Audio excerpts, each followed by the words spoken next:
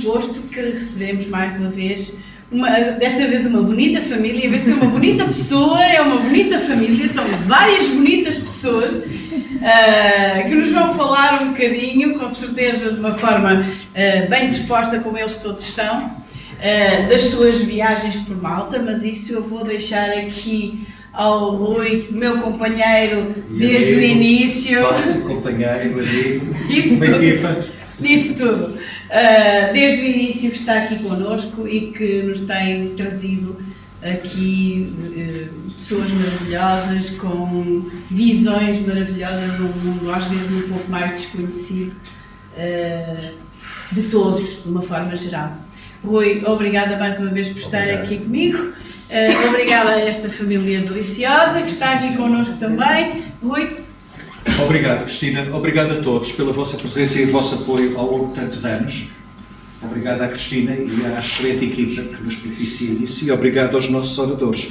Mas como não estão aqui para ouvir a Cristina falar ou para não ouvir a mim, vou deixar-vos com o Paulo, a Rosário, a Joana, o Tomás e a Raquel. E com eles vamos viajar até Malta. Muito obrigado.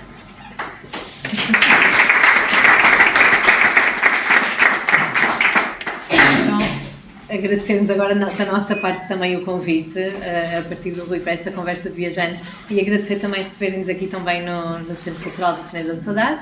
Obrigada a vocês por terem vindo até cá num dia tão frio para nos ouvir, e a quem não conseguiu estar, mas que se calhar vai ver a transmissão em direto. Portanto, olha, espero que gostem um bocadinho desta partilha e que nos ajudem.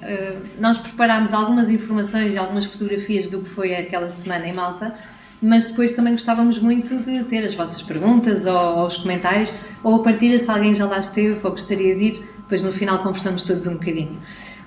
O tema desta viagem, o desafio do Rui, foi a Malta, em Malta, e trazer aqui um tema um bocadinho diferente, porque se calhar nem sempre acontece famílias sendo todos adultos e continuarem a viajar juntos.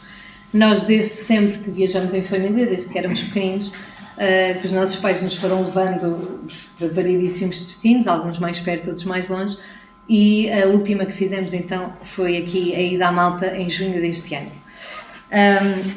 Para dar um bocadinho de contexto de onde é que é Malta, para ver se aqui o meu auxiliar funciona, fica ali no sul da Europa, entre a Sicília e o norte da África, e é um país muito pequeno, é dos países mais pequeninos da Europa, tem apenas 316 km², se não estou a erro. No entanto, tem uma grande densidade populacional. Eu trouxe aqui um comparador, se tiverem curiosidade, este site é o MapFight, depois podem comparar quaisquer países do mundo e ele vai-vos fazer sempre esta sobreposição. A azul temos Malta e a vermelho Portugal. Apesar de ser muito mais pequenino, tem uma densidade populacional muito maior. Portanto, são sim algumas curiosidades sobre o país. Outra coisa que também marca Malta é a localização geográfica e que fez dele um país estratégico. Como devem calcular, desde o início que ele foi sendo ocupado por vários impérios, o grego, o romano, os árabes, muçulmanos e agora mais recentemente franceses e o Império Britânico. Mas eu não estou aqui para falar de história nem de geografia, essa não é de toda a minha área. Depois, se alguém tiver contributos dessa parte, serão mais do que bem-vindos. Vamos então falar da nossa viagem aqui a Malta. Para falar da viagem, temos que perceber como é que isto tudo começou. De onde é que surgiu a ideia de irmos a Malta? E quem teve a ideia foi o chefe de família. Portanto, ele é que nos desafiou a ser Malta destino.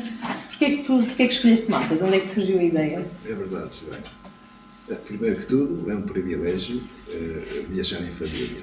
Por tudo.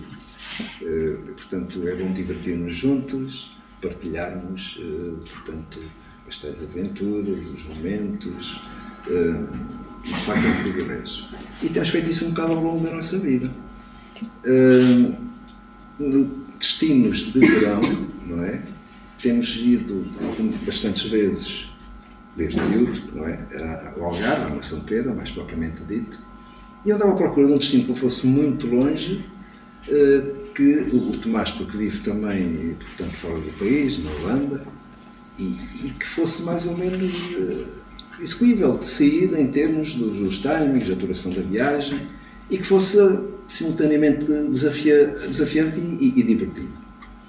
E vi nas redes sociais páginas, eu sigo páginas de viagens, e portanto deparei-me com Malta, imagens de Malta, outra Malta que eu não conhecia, portanto a natureza de Malta, conhecia mais a Malta, La Valeta, a monumentalidade, aqueles edifícios históricos, mas a natureza em si eu não a conhecia, surpreendeu as imagens que me apareciam, e assim, por que não? Não ia conhecer este destino, e falei, portanto, com a família, eles também andaram a investigar e acharam por bem.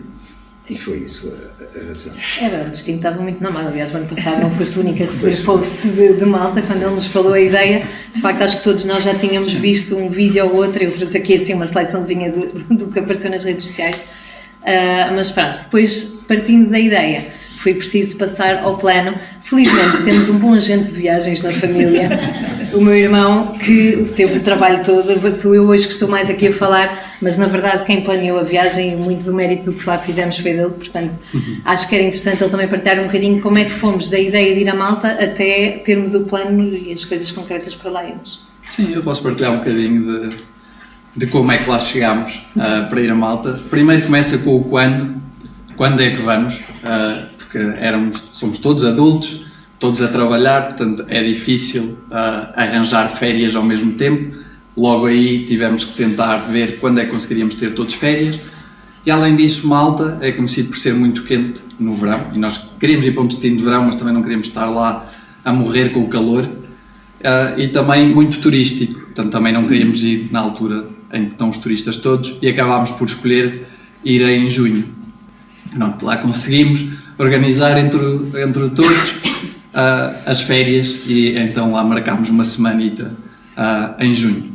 O segundo passo foi a duração, quanto tempo é que é preciso para ver Malta. Para isso, claro que fui procurar à internet, em blogs de viagens e assim, tentar ter uma ideia de quanto tempo é que as pessoas costumam lá passar e o que é que há para fazer, e vimos que mais ou menos uma semana daria para conseguir ver as 3 ilhas, não tudo, mas nós também não queríamos fazer umas daquelas férias só de turismo, de andar sempre a correr de um lado para o outro, também queríamos descansar um bocado, então acabámos por pensar que sim, 7 dias era um bom tempo. Passo a seguir, já tínhamos a semana marcada, claro, era tratar dos voos. Eu e a Raquel vivemos na Holanda, os meus pais e a minha irmã vivem em Portugal, portanto logo aí assim era um bocado, tivemos que estar a ver como é que lá havíamos de chegar ou não. Felizmente para Malta há muitos voos diretos da Holanda, pronto, claro que o aeroporto de Amsterdão também é muito grande e tem voos para todo o lado. Conseguimos voos diretos para Malta, e os meus pais e a minha irmã de Lisboa, se não me engano, acho que foi de Lisboa, também conseguiram. Para procurar voos, eu não sei, acho que toda a gente deve conhecer, ou quase toda a gente deve conhecer, usei o Google Flight, então uma página da Google que facilmente se consegue pôr o destino onde estamos, para onde é que vamos, e dá os melhores voos, as horas e os preços. Portanto, a partir daí consegue-se, estudando um bocadinho, mudando os aeroportos e assim, ter a melhor data, a melhor hora e ao melhor preço. Sim. Depois, outra preocupação, depois de marcarmos os voos, foi então o alojamento. Nós não conhecíamos Malta, portanto não sabíamos onde é que havíamos de ficar alojados. Eu estive à procura, aliás estivemos todos à procura. Muitos hotéis ficam na zona norte de Malta e que parecem mais bonitos, são mais baratos, mas depois ficámos a saber que nessa zona a filha de uma amiga dos meus pais acabou de chegar a mãe, que acabou de chegar, sim, que trabalhou em Malta e que nos disse que a zona norte não tem muito movimento, portanto à noite acabávamos por não ter movimento nas ruas quase, portanto iríamos para o hotel e ficaríamos por lá sem nada para fazer, ou então tínhamos que andar 1 hora de carro para vir até à zona de La Valeta. Então tentámos focar na zona de Sliema, que é um bocadinho acima de La Valeta, que havemos de mostrar no mapa onde é que fica. Eu posso mostrar com o rato. E uma das preocupações que se tem que ter com o alojamento em Malta, e que se falam muito, que eu estive a ler sobre isso, é problemas com a umidade. Há muita umidade, então há muitas casas com problemas de umidade. E além disso o calor extremo que se consegue sentir, portanto se não houver ar-condicionado e assim pode ser complicado. Nós acabámos, por sorte, encontrar uns apartamentos, portanto alugámos 2 estúdios para todos, em Sliema, que tinham sido remodelados há muito pouco tempo e que são Sliema Studios. Portanto, se alguém tiver a pensar a ir em Malta, eu recomendo totalmente. A localização é espetacular. O único problema é não ter estacionamento no apartamento, portanto, se tiverem carro, têm que andar à procura. Nós às vezes andávamos lá naquelas ruas estreitas à procura, mas conseguimos sempre. Depois, cá está, em termos de deslocação, como é que nós nos íamos deslocar na ilha? Apesar de haver muitos transportes públicos, e há muita gente que fala que anda de transportes públicos, também há ferries que vão de Valeta até Gozo e até Comino, por exemplo, mas nós queríamos estar um bocadinho mais livres, portanto decidimos alugar um carro. Aliás, tivemos que alugar 2 carros na altura, e temos que ter cuidado porque lá conduz à esquerda, portanto é ao contrário de cá, o que é uma confusão. Então uma das preocupações quando pensamos em alugar carro, primeiro aconselhado um carro automático, por estar a meter mudanças com a outra mão e assim estar preocupado com as mudanças ia ser um bocado confuso. Portanto, um carro automático, sim, seguro contra todos os riscos, também é bom, portanto, a acionar. Aliás, vê-se lá uma data de carros arriscados também, as ruas são estreitas e depois, claro, quando se vai a conduzir, estamos do outro lado da estrada, a nossa tendência era muito puxar à esquerda, não é? Porque estamos habituados a que vamos mais daquele lado, não contamos com o espaço do carro para a nossa esquerda, vá. Então, às vezes, quase que tínhamos acidentes com muros, com retrovisores de outros carros. Por sorte, não aconteceu nada, portanto os seguros não foram precisos, mas pode acontecer. Aliás, eles aconselham logo, quando vamos buscar o carro, é a primeira coisa que eles dizem aos estrangeiros é: ponham seguro. O Tomás era o condutor de um dos carros, eu era o condutor do outro. De facto, para mim foi a primeira experiência que eu tive em conduzir à esquerda, ainda por cima num carro de mudanças automáticas, que não estava habituado, e que tive que ter os primeiros momentos foram muito stress, porque tinha que estar muito concentrado a ir para o lado esquerdo. É uma confusão quando chega a uma rotunda, da maneira como se faz a rotunda, os piscos, e depois também não ter a tendência de ir com o pé esquerdo, vai à embreagem, não vai só o travão e o carro.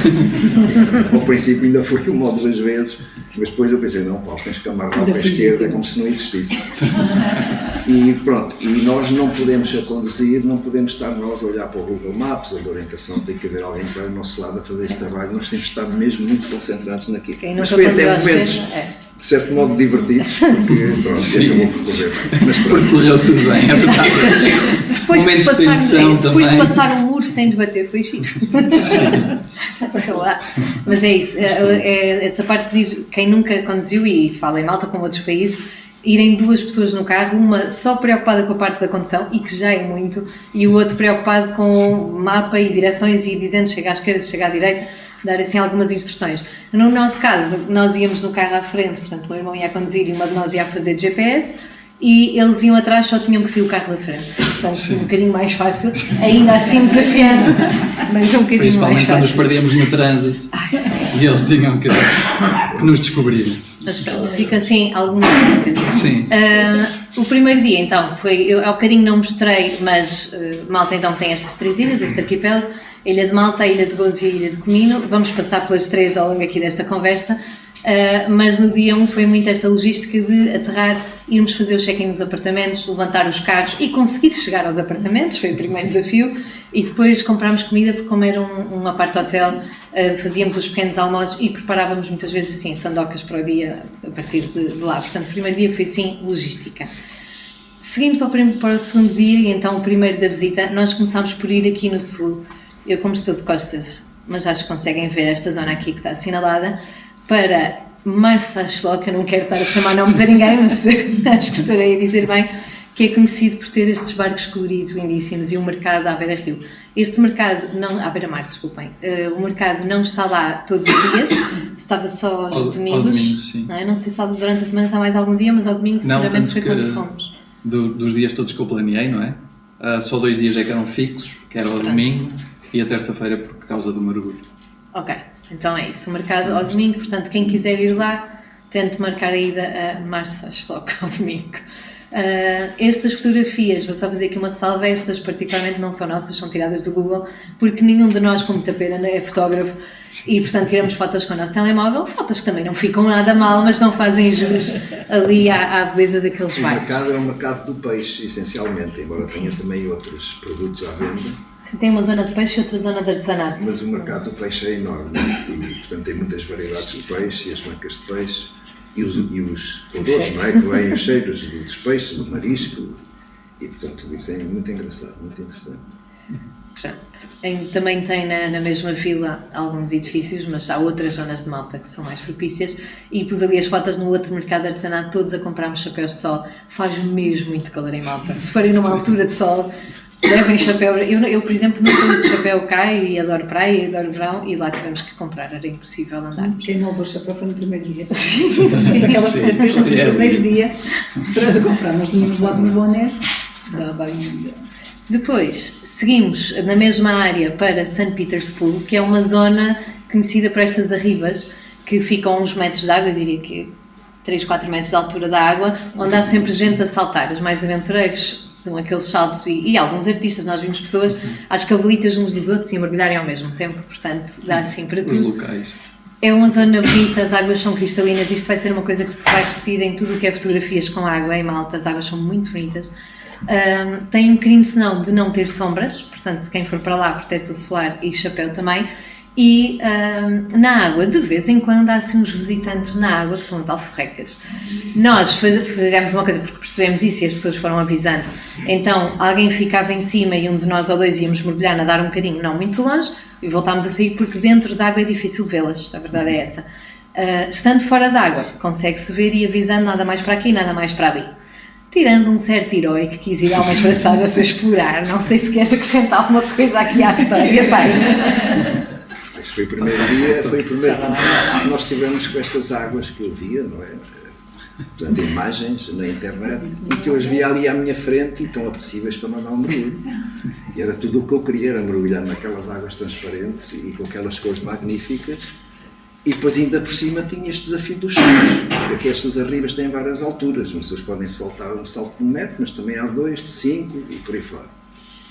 E os jovens, provavelmente os jovens, naquele era um domingo, havia muitos residentes, muitos locais, grupos de jovens a entreterem-se e a brincarem uns com os outros, saltarem tipo uns a seguir aos outros, de uma maneira ou de outra. E de facto havia lá esses bichinhos, portanto as alforrecas, que eram tão pequenininhas, que eu já sabia que existiam, até nas nossas águas também existem, mas eu pensei, isto não me faz mal nenhum, porque é que os outros tomam banho, porque é que não iria também tomar um banhinho? Entretanto, há lá umas plataformas que nós pomos as toalhas nas rochas e, portanto, pronto, estamos ali a fazermos, não há areia propriamente dita aqui nesta zona. Sim. E tem vários recantos, de facto, com rochas para saltar. E então eu dizia, olha, vou lá dar um mergulho. E então dei mergulho precisamente naquele sítio onde está aquele, na imagem que se vê um indivíduo saltar, foi nessa zona. Está aqui assim. E eu depois, para ir ter com eles, eu tinha que circundar Tinha que ali, nadar por aqui, e já tinha que nadar até por ali, ali, nós para depois estávamos ter que nós daquela. que estavam do outro lado da rocha. Pronto, e mergulhei, ia a nadar. Epá, quando ia ali a contornar aquilo, senti um esticão tão violento, uma coisa tão violenta no meu corpo, no meu braço, que o que é isto que me está a acontecer? Mas uma coisa... E pronto, e saí cá para fora da água, vou olhar assim para o meu braço e quando cheguei ao pé deles, lá estavam as marcas, As tatuagens. daqueles tentáculos. Uma queimadura a sério. Tatuagem de Pronto, Malta. isto aqui, vi também um rapaz na perna, pronto, passa-se mal aquele momento que começou a estar à espera daquele choque que é de facto um bocado violento, mas pronto, depois tivemos logo a ver como é que se devia tratar disto. E é um bocadinho com água e sal, água salgada, precisamente, e tínhamos ali, e pronto, e deixar a coisa correr. Um antihistamínico para o bucho e está tudo bem. Está tudo bem. Mas foi divertido porque passei as férias com esta tatuagem. Mas foi especificamente neste sítio que apanhámos as alforrecas, todos os outros sítios não tivemos esse, pronto, não encontramos felizmente esses bichinhos para andar. Faz parte de ter aventuras, quem viaja há sempre aventuras a contar. Mas agora, os locais Estão sensíveis para aquilo, não sei, ou não sei, quando quem já foi picado, aquilo não é picado, é imune, não sei. Mas pronto, calhou a mim. Não sei também. Para continuarmos, no final do dia ainda passeámos pela zona de Siema e fomos a pé até um restaurante, então deu para ver aquelas fotos, aquelas ruas típicas com as varandinhas coloridas e um bocadinho os edifícios de pedra que estão por todo lado de lá. E fomos jantar ao restaurante Picasso, estou a dizer bem? É o Picasso, que tem umas vistas maravilhosas para Valeta. Nós estamos em Siema, depois mais à frente eu já vos vou mostrar onde é que fica Siema e Valeta, mas tem umas vistas maravilhosas, portanto foi um excelente primeiro dia de viagem. Segundo dia, fomos a Medina, que é outra zona histórica muito conhecida. Medina é uma cidade medieval, esta foto também não é minha, a foto é aérea, mas é só para ilustrar. E é uma cidade medieval que está extremamente bem preservada. Se não me falha a memória, porque eu não tenho acesso às minhas notas de apresentação, preparei com tanto amor, mas eu acho que é de 700 a.C. Depois podem ir procurar essas informações para ter a certeza que eu não estou a dizer asneira. Mas está extremamente bem preservada. É uma cidade labiríntica, assim, de ruas muito estreitinhas em pedra. E está tão bem preservada que ainda hoje em dia é usada para set de filmes. O Game of Thrones teve-se filmada lá várias séries, ou várias cenas pelo menos. E no dia em que nós fomos de manhã e tivemos sorte porque eles à tarde iam fechar partes da cidade para a gravação do filme Gladiador 2. Ficam a saber em primeira mão, vai haver um Gladiador 2. Eu e minha mãe ainda fomos à procura do Russell Crowe, mas ele não está. Não quis nada também. Não. Pronto, mas é uma cidade muito calma. Vivem lá cerca de 3.000 pessoas. Não são permitidos sair carros, nem autocarros, nem veículos elétricos e, portanto, faz com que seja conhecida como a cidade do silêncio. Super tranquila, quase não víamos gente, a não ser alguns turistas a passear e as pessoas que estavam a preparar o set do filme. Portanto, foi sim um passeio muito bonito. E aconselhar ir de manhã, quando não faz calor. Sim. Terrível.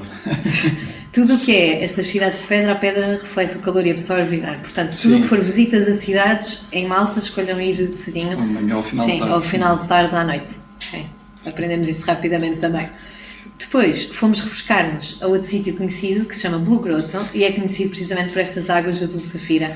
Isto é uma visita de barco, 15, 20 minutinhos no barco, e eles levam-nos lá a costa, até faz lembrar muito a nossa costa portuguesa, mas depois dentro da gruta uma combinação da areia com a luminosidade ali, com os reflexos, e dá este azul que é muito bonito e portanto vale a pena ver. Há uma zona ali perto onde dá para mandar uns saltos para a água também e mandar assim uns mergulhos. Passámos lá a horita de almoço entre sandocas e mergulhos e por isso também pode ser outra zona a visitar. Aqui é a vista de cima da Blue Grotto, porque saindo de lá de carro dá para parar a um mirador precisamente para termos estas vistas.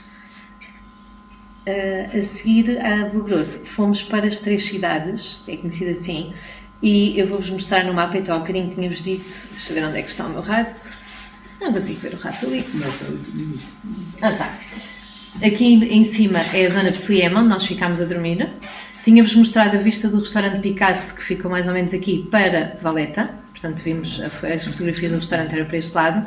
E do outro lado da Valeta temos as 3 cidades. Vou fazer zoom aqui.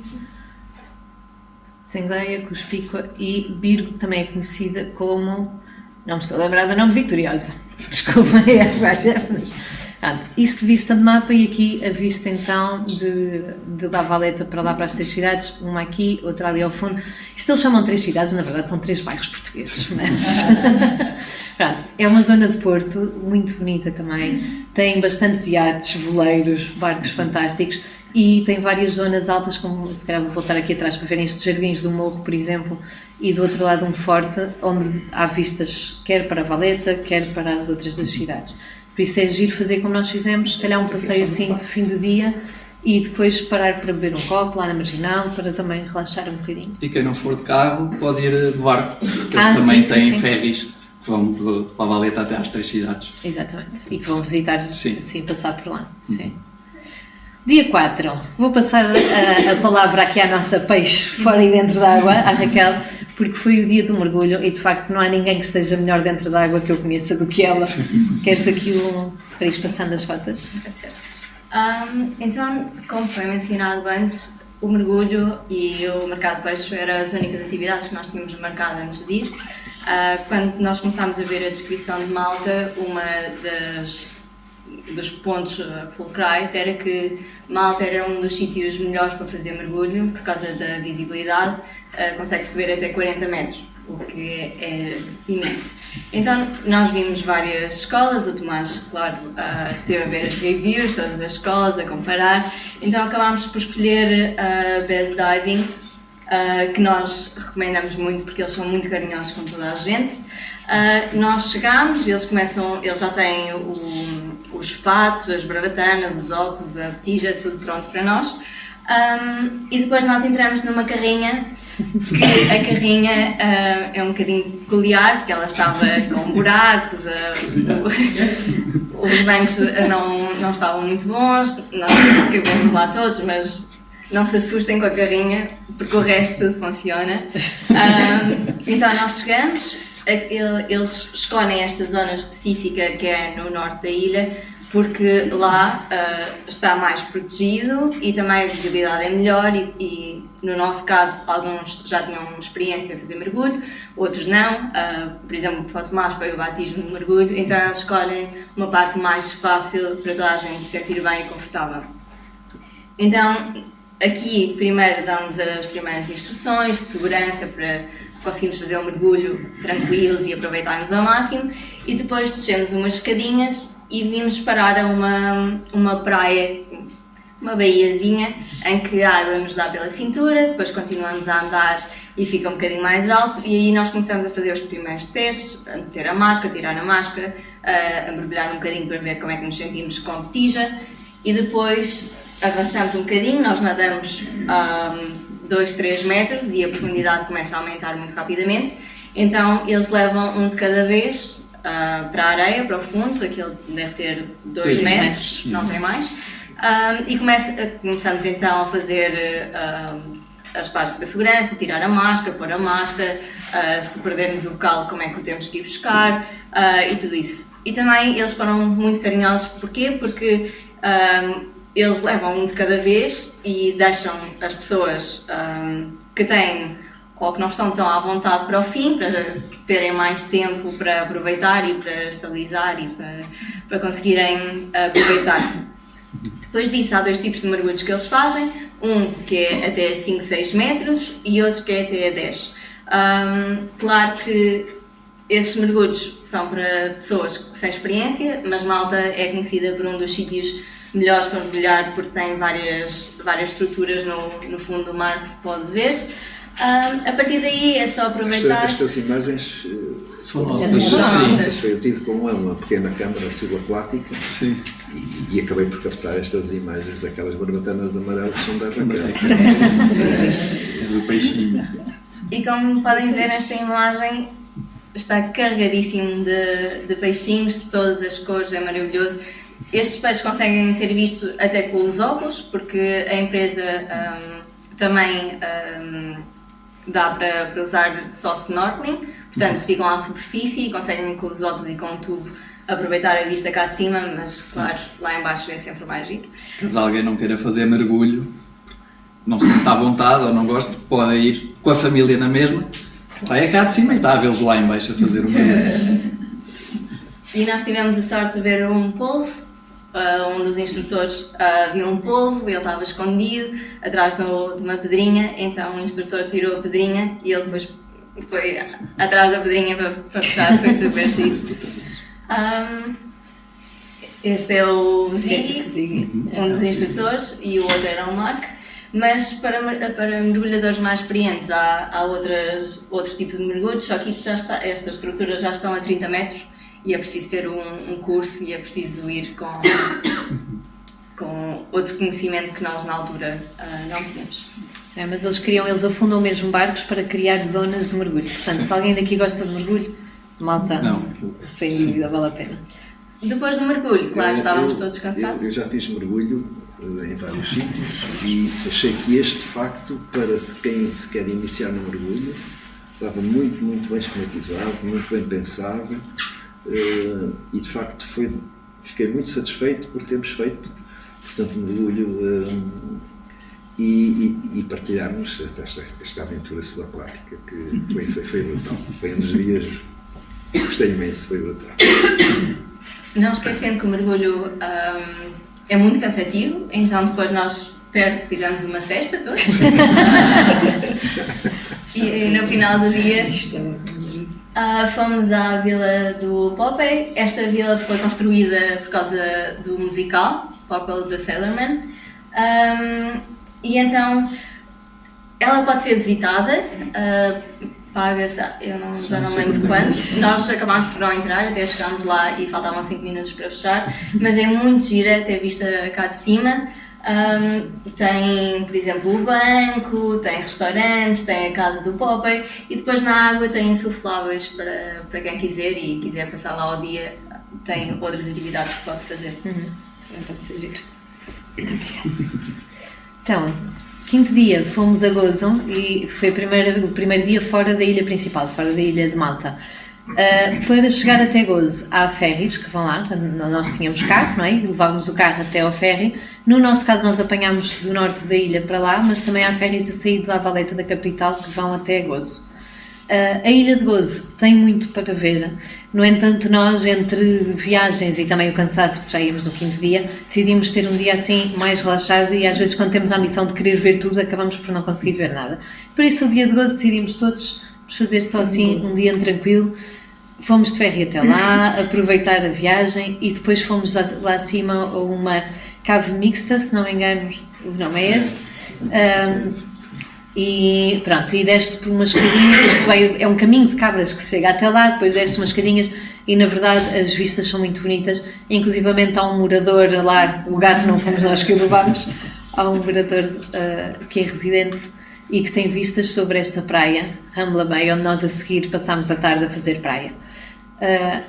Sobre esta praia há acesso de carro até relativamente perto, depois ao longo do caminho estão a ver aqui umas tendinhas, umas barraquinhas, há algum comércio local e também restaurante e bar e assim, e depois uma zona grande de areal e sempre com pé para mergulhar, portanto para deixarmos ter pé tínhamos que caminhar bastante. Não há ondas, o mar não é como o Mar da Figueira, é um mar assim muito tranquilo. E nesta praia tivemos a oportunidade de ver uma coisa um bocadinho diferente. Há ali uma tendazinha, se não me engano aqui, onde estava... Sim. Onde estava uma coisa uma associação por causa da conservação de tartarugas. Então é muito comum ao longo de toda a costa e particularmente nesta praia virem desovar tartarugas e é preciso ajudar na conservação. Então nós tivemos ali uma boa meia hora a conversar com eles e a aprender um bocadinho sobre isto, que é sempre uma experiência interessante. Como é que eles sabem quando é que houve tartarugas a desovar? Todos os fins de tarde vai alguém da associação alisar a areia com, imagina, um ancinho grande, uma pá grande, alisam a areia. Na manhã seguinte vão espreitar a areia e se houver parte da areia mexida é porque uma tartaruga chegou até terra, onde acabar a parte da areia mexida foi onde ela depositou os ovos. E ali à volta eles constroem estas barreiras, portanto a tartaruga-mãe depois vai embora, constroem estas barreiras e ficam voluntários 24 horas sobre 7 a vigiar. Eles vão fazendo turnos e está lá uma tendinha e vão fazendo consciencialização desta parte às pessoas que visitam a praia e vão vigiando para ter certeza que ninguém mexe, que ninguém interfere e que não há problemas ali. Inclusivamente, por exemplo, música alta, eles pedem para as pessoas não fazerem grandes sons altos ali porque tudo isto pode interferir. Outras coisas que aprendemos, as tartarugas, assim que eu me lembro, só atingem a maturidade ao fim dos 10 anos. A partir daí começam a desovar e podem desovar várias vezes ao ano, acho que eram mais de 3 vezes por ano, cerca de 100 ovos por ninho e depois a temperatura da areia vai diferenciar se nascem machos ou fêmeas. Acho que era acima de 30 graus fêmea, abaixo machos.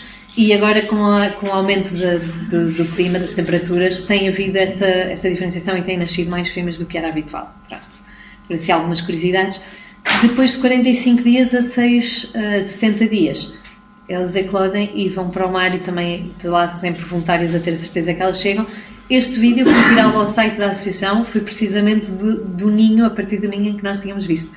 Porque nós estivemos lá em junho e em agosto houve estas filmagens das tartaruguinhas a irem para o mar. Portanto, estas foram do ninho que nós vimos.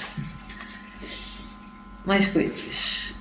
À noite fomos passear na zona de Sliema também, ver um bocadinho de vida noturna. Nós somos todos pessoas diurnas, portanto preferimos acordar cedo e aproveitar bem o dia, mas na verdade para quem gostar de festa e da vida noturna também há bares e discotecas, imagino eu, e festa. Sim. Nós é que não aproveitámos tanto isso. E aquilo tem um calçadão muito grande que vai de Sliema até Isso é maravilhoso. São Julián, se não me engano, que é a zona onde há mais bares e assim. Sim. E vimos inclusivamente um barco festa. Portanto, a entrar para essa zona de São Julián vinha como se fosse aqui o nosso barquinho. Basófias, mas em maior, com grande festa à bordo. Portanto, quem gostar disso também encontra lá em Malta. Estamos a chegar ao fim, mas não podíamos deixar de visitar a ilha de Comino, a ilha mais pequenina. Esta ilha neste momento tem 4 habitantes e já não é permitido ir viver para lá. Portanto, à medida que estas pessoas forem morrendo, a ilha vai ficar desabitada. É uma ilha que vai virar puramente para o turismo. Eles estavam a construir um mini alojamento local lá. Pareceu-nos que o projeto estava parado, portanto não sei se vai avançar ou não, mas é sempre interessante visitar aqui à volta da ilha. A logística para isto é mais uma vez ir até Gozo e a nossa ideia inicial era irmos visitar de caiaque. Existe a hipótese de alugar caiaques e de atravessarmos de Gozo até Comino. Por várias questões, uma delas, a minha mãe tinha-se lesionado à coluna e portanto o caiaque poderia lhe dar algum desconforto. Depois do tempo que se demorava, estava um dia com algum vento, o tempo que íamos demorar na visita, acabámos por optar por outra solução, que foi alugar um barco e fazer a visita. Eles, quando alugamos um barco, dão-nos um mapa de Comino. Aqui estará Gozo, nesta zona norte, e visitámos mais ou menos daqui até aqui, este lado. Ficou esta costa aqui por visitar, mas os pontos de maior interesse estão todos assinalados no mapa e eram todos deste lado.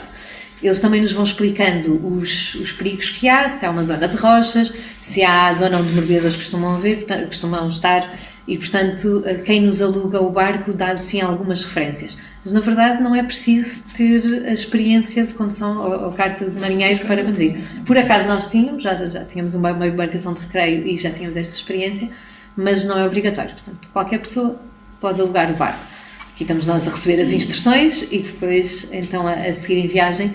E a zona de Comino é muito bonita também, mais uma vez aquelas famosas águas límpidas, cristalinas, e a famosa Blue Laguna. Não sei se já alguma vez ouviram falar, mas é um dos pontos de referência sempre, que é esta zona paradisíaca. Isso parece que estamos nas Maldivas.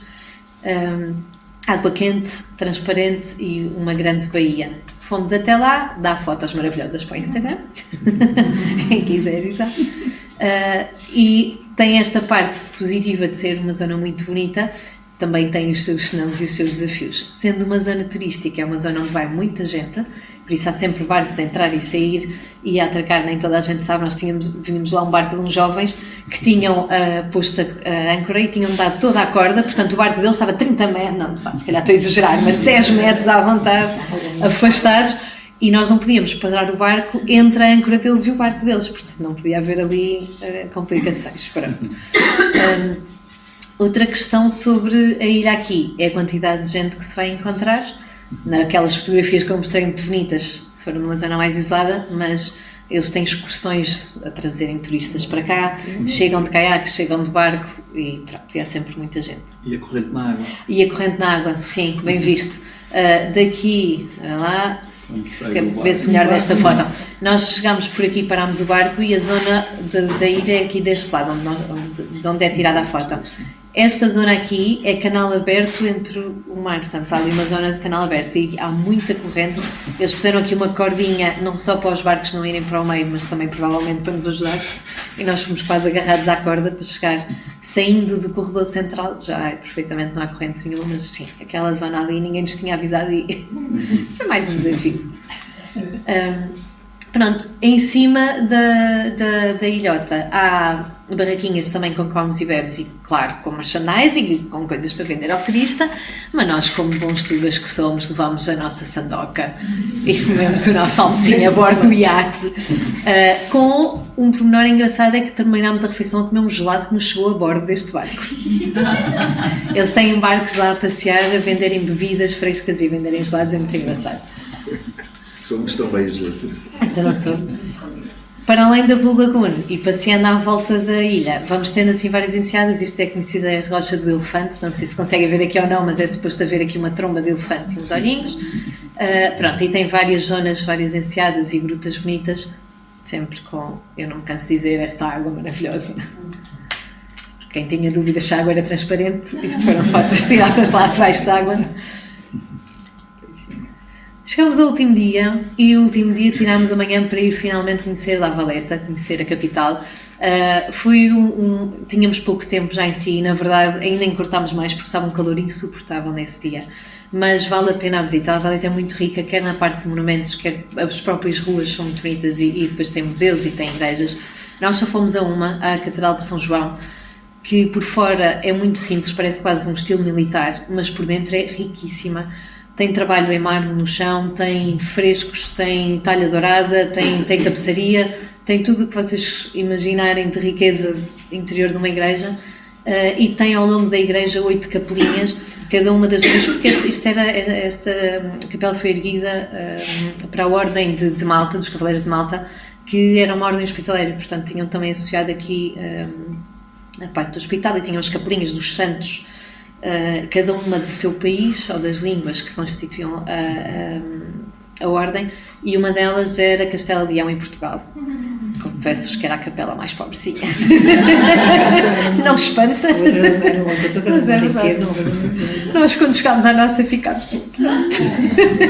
Mas de qualquer forma, é muito bonita a igreja e vale a pena. Esta é a única foto que temos cá fora, porque a certa altura nós andámos a ver as vistas, mas estava tanto calor que comemos qualquer coisa e decidimos ir a banhos para o pé de casa para depois com calma fazer as malas e pensar no regresso. Antes de irmos, ainda deu para ver as vistas do lado de Malta, agora para as Algeciras, e há aqui este porto muito grande e esta entrada. Nós estivemos lá agora, mas há muitos anos atrás, 39 anos atrás, houve um barco que entrou lá com 2 pessoas muito especiais. E agora passo aqui a palavra à minha vizinha. Não queres? Passo eu? Passei. Então vá. Nós, quando casámos, há 39 anos, fomos fazer um cruzeiro de viagem de negócios, e o segundo porto que nós parámos foi precisamente Malta. E na altura, lembramos bem que nos chamaram, portanto, nós fomos no paquete Funchal, um paquete familiar, com 500 passageiros a bordo, e chamaram as pessoas para verem a entrada no Porto de Malta, que era talvez dos portos de La Valeta, que era talvez dos portos mais bonitos do mundo, para se entrar de barco. E devo-vos dizer que foi das coisas mais maravilhosas da imagem que temos. De facto, era muito bonito. Quase parece tudo em terracota. Pronto, os edifícios, muito, muito, muito bonito. Uma imagem. As fotografias são muito velhas, não fazem jus de maneira nenhuma, mas foi uma experiência muito bonita. E na altura fizemos só mesmo uma viagem, uma excursão em caminhoneta, ali assim na zona, foi uma coisa mais curtinha. Mas com estilo, com estilo. Na altura eles não tinham Instagram, mas caramba! Mas atualmente Portugal não tem nenhum navio de cruzeiro. Mas há 40 anos atrás existia o paquete Funchal, que adorámos aquela viagem, foi fabulosa. E estas imagens, de facto, são em Malta, que conhecemos num dia, que aquilo não atracava, havia as excursões, lá nos caminhonetes, a visitar, normalmente mais monumentos, e portanto vindo lá com uma ideia de, não de Malta, mas de La Valeta. Essa foi a única coisa que vimos. Os edifícios, o porto que era lindíssimo, e depois fica um bichinho para descobrir o resto, portanto, da ilha e a natureza fantástica que de facto tem. Cá estamos. E 39 anos depois lá fomos. Tivemos o privilégio de manter os filhos connosco.